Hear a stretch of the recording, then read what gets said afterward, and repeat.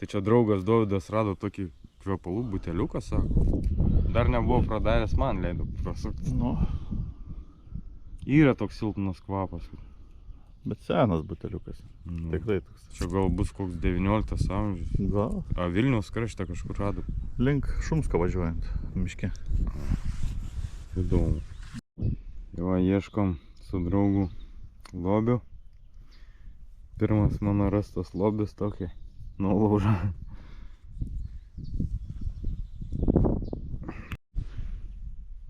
Buvo didelis signalas, ir tokį tik radom.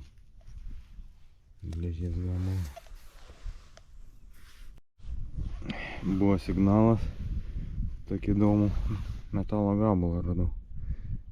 Tai kažkas nulūžė. Kokio traktoriaus ar kažko. Gal metalo laužą reiktų paimti. Kol kas nieko įdomus ne. Dar tokį nesąmonę radau. Nieko nepavyks rasti įdomus. Tik tai technikos šiukšlių. Tokio lobį pas mus šiandien, pas mane tiksliau grandinė.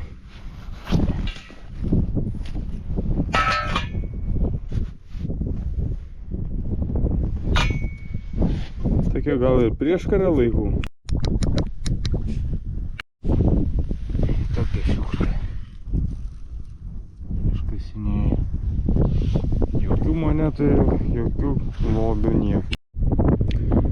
Tai draugas rado tokią monetą. 5 pfenigiai. 40 metų panašu.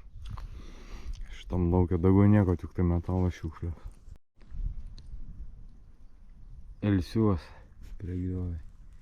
Nieko man neina rasti. Kolega vaikšta. Šitam laukia plombą rado. Panašu, kad prieš karinę ar karo metų. Aš nieko. Nu dar praeisim, bet nusivylimas toks. Kolega rado šovinį. O dabar ką rado? Dar nieko. Bet kapsta jau panašiai lobių skrynį. Tokia nesąmonė rado. Kas čia per detalė? Gilokai buvo kokie, virš 20 cm. Čia kažkas priena.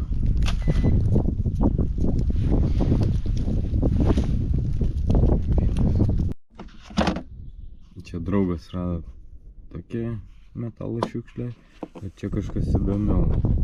Kažkoks laikiklis.